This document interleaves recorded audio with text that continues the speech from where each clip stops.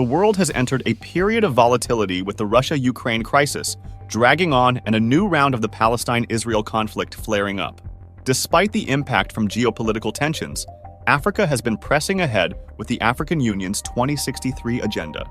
Looking back at 2023, Africa has been walking on its own path of development, affecting global advancement as a whole. The development of Africa has shown several distinctive features. China, South Africa, Ethiopia, and Egypt can lead cooperation under the BRICS framework to transform China-Africa Cooperation Vision 2035 into reality. Is Africa ready for that much development while some of the African countries are under coup and some countries are politically unstable? What would happen in that scenario? What do you think that China-Africa and Russia-Africa ties will lead African countries to the better path? Apart from this, another Asian countries has jumped in the race to invest in Africa to deepen trade ties and economic competition. But what the other factors can be for that country to invest in Africa? Let's uncover all these questions in this video, so be with us until the end. Despite slower economic growth, the continent still boasts huge investment potential. The 36th AU Summit set a priority on accelerating the implementation of the African Continental Free Trade Zone, aiming to boost intra-African trade and attract foreign investment. According to the 2023 Africa Financial Markets Index, South Africa was the region's largest destination for investment, with countries such as Mauritius and Nigeria also having enormous investment potential. Secondly, China-Africa cooperation has reached a new level. With the entry of Egypt and Ethiopia, the BRICS grouping now has 3 members from Africa, which will drive the continent's development in the next decade and boost China-Africa cooperation. Additionally, 10 years after its inception, the China's proposed Belt and Road Initiative has greatly facilitated the modernization drive in the global south, especially African countries. To deliver on the vision outlined in the AU's 2063 agenda, the continent needs to double down on infrastructure building to upgrade its economy. It is also imperative for African nations to address food security by scaling up agricultural development and promoting industrial construction. China will continue aligning the BRI with the AU 2063 agenda and help Africa foster new growth engines in fields such as the digital economy.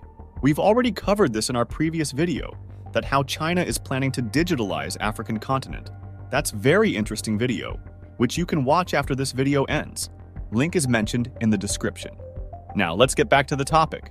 Africa needs to join hands with China to drive continental integration and modernization.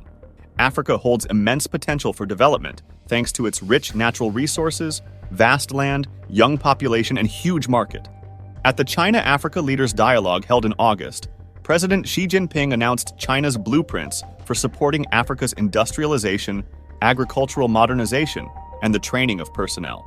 The two sides are expected to put forward detailed action plans at this year's Forum on China-Africa Cooperation and align China-aided infrastructure projects with the 3 assistance programs to jointly advance their modernization. China, South Africa, Ethiopia, and Egypt, 4 of the BRICS member states, can lead China-Africa cooperation under the framework of BRICS to transform the blueprint drawn up in the China-Africa Cooperation Vision 2035 into reality and strengthen political trust, economic and cultural exchanges, and talent cultivation, thereby jointly working for the China-Africa community with a shared future.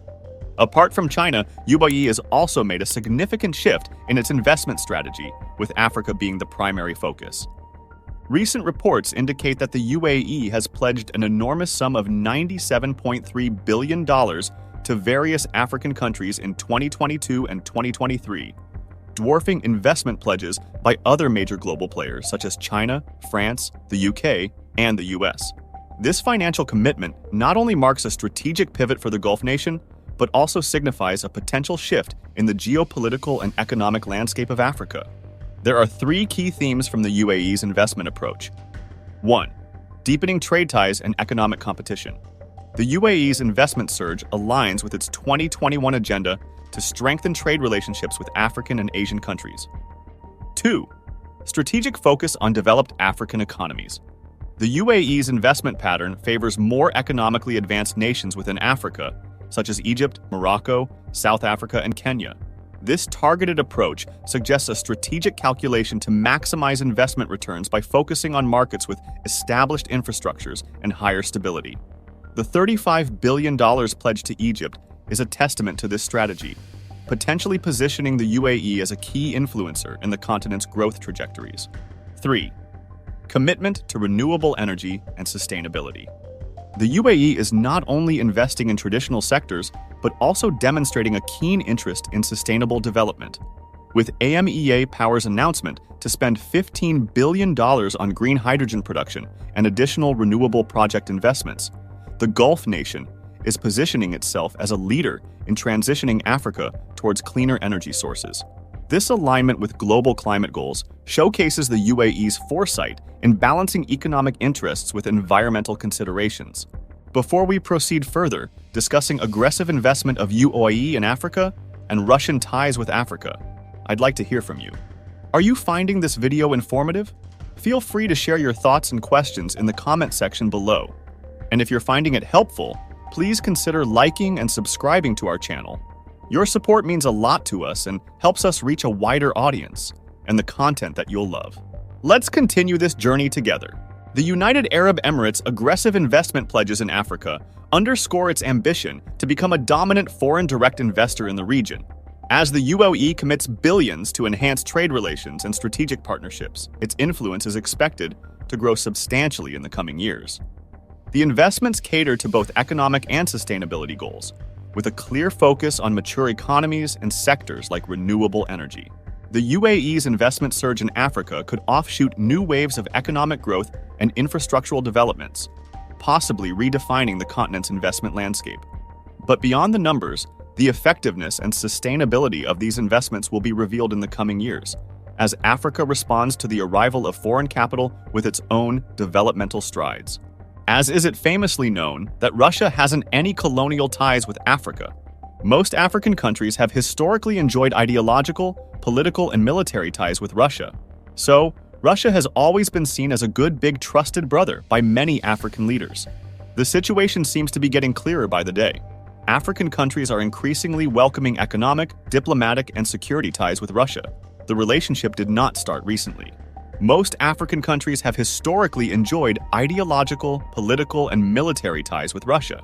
This is a long-term investment that Russia is tapping into, perhaps much to the surprise of the West. Maintaining that non-materialistic arrangement seems to be benefiting Russia in recent years and maybe into the future as it seeks to influence Africa's relations with the West. However, the West sees the growing presence of Russian influence as a threat to its interests, politically destabilizing and economically disruptive. While the Western's concern, at least in the public domain, is to promote and sustain democratic principles in Africa, Russia thinks the West has been unfair to the continent long enough, and it is time to push for more equal partnerships with African countries. This comes at a cost for the West, which is expected to pay current global prices for raw materials and goods from African countries.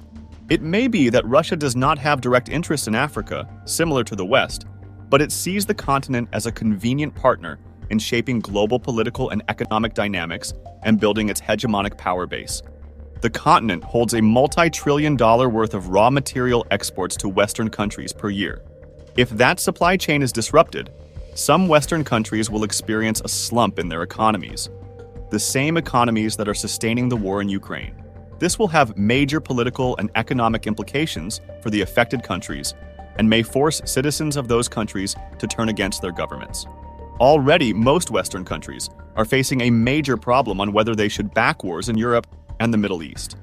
Iran's recent acts of provocation in the Middle East are adding another headache, which is why Western countries have been cautious in their response.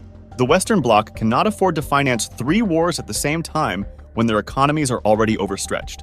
Russia might be enjoying this because it only has one major war to worry about, while they gradually work towards reducing or cutting the African raw material resources supply chain.